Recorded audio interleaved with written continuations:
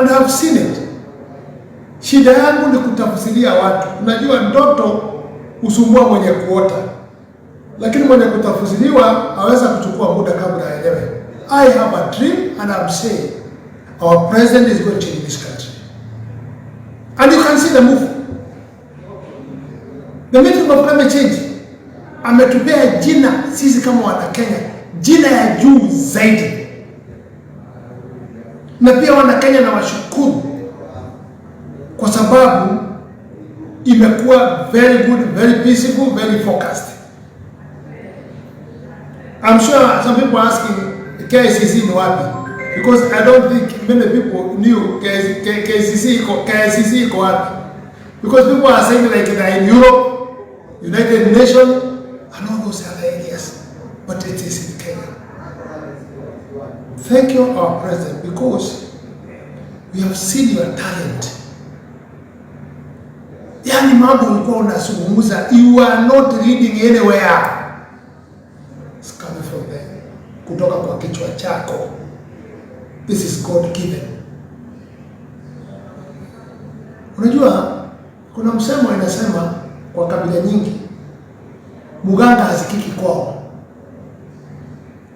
Hata Yesu alipofanya miujiza, akaponya vipofu, akafufua watu waliposikia hiyo mambo anatajwa jina lake wanasema, huyu kijana Yusufu, huyu baba yake ni carpenter. They could not see the value. Let not lose the focus.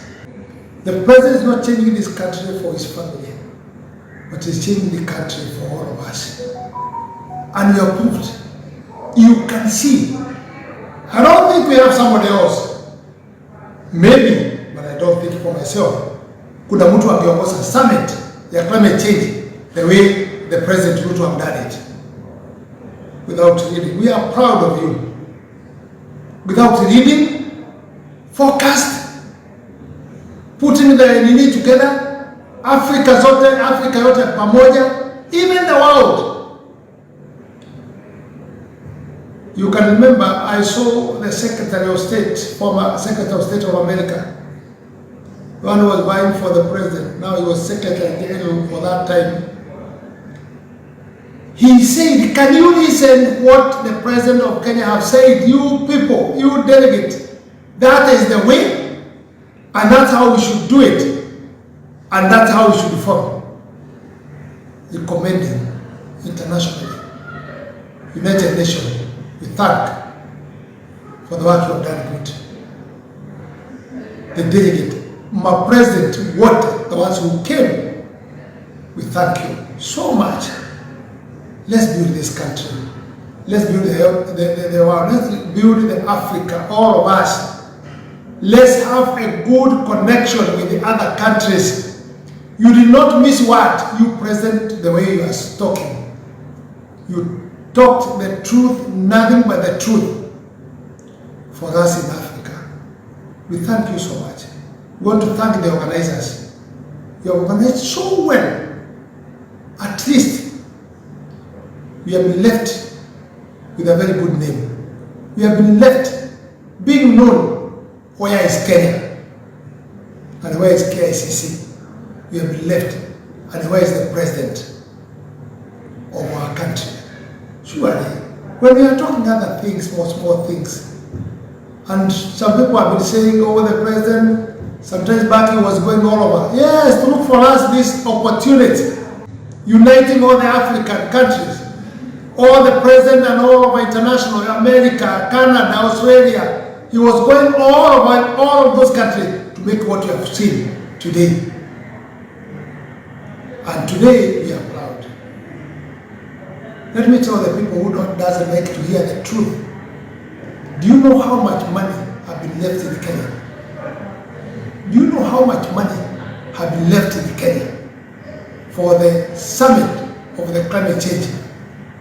Many people from the kiosk, from where, from Mamamboka, from hawkers, from people who have hotels, from tax, from Ubers.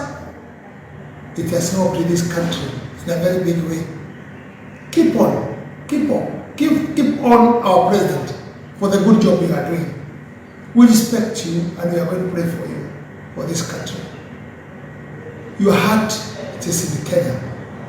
Your heart is in Africa. Your heart is in the world. I saw this thing a long time ago and I said change is coming. And change within 1 year. What the president have done, 1 year, with a lot of problems, the courts and what and all those kind of things, I think has proved to many people where we are going. Let's respect the system. I don't know what other people, what they will say about it, but that's my opinion, and I think many people agree with me. Let's leave the politics aside. Let's talk the truth and nothing but the truth. And I told you I will meet on the two things, to talk the truth and to stay nearer the God, because one day I will be in heaven. And everybody will be asked to kneel down before God and say, what did you do when I gave you life? Is it to disorganize people? Is it demonstration of killing people? Is it the burning the cars of the people? Or is it inciting? What did you do with your tractor? That's what you asked. And I'm so happy. The summit, and God help us, so that everybody can go home and he can go peacefully and in a good way, knowing they have left the impact of this country. The President has raised us in Kenya in a very high standard. Thank you, President. I'll pray for you to sleep well, because I know even from that tomorrow and the day after tomorrow, you are ready to work for us. Thank you so much, our President. I thank you, I thank Kenyans, I thank the President, wale wote walikuja in this country. United Nations, American, Canada, Australia, all the people who came because of the climate change. And I think the way the former Secretary General said, this thing is going to put the impact and is going to make change. And there will be actually impact of change, the way it's being driven. But we pray for them to go home with that heart, that we must change and must make the countries which are down, to be helped the way they have discussed. So to have enough money to do the climate change. But when we are finishing, our president has been saying we plant trees because of the climate change. So we urge people, get what the president is saying. Make sure, not even in the forest, even in your own home, make sure you have planted trees. The rain of El Nino which is coming, let's take our opportunity. It may not come to destroy us, but it may come helping us to grow trees, which President is actually proposing.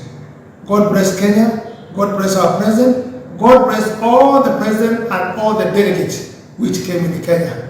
Thank you so much, God bless you.